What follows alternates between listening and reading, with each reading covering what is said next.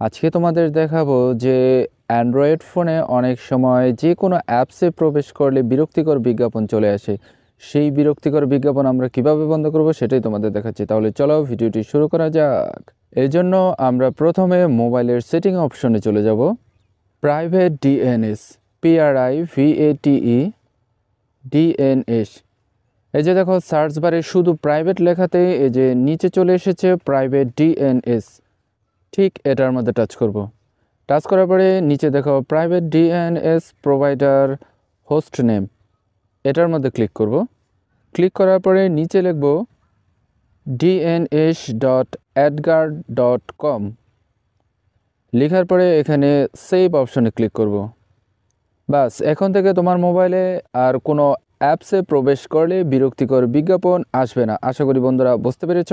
ভিডিওটি যদি ভালো লাগে তাহলে সাবস্ক্রাইব করার অনুরোধ রইল।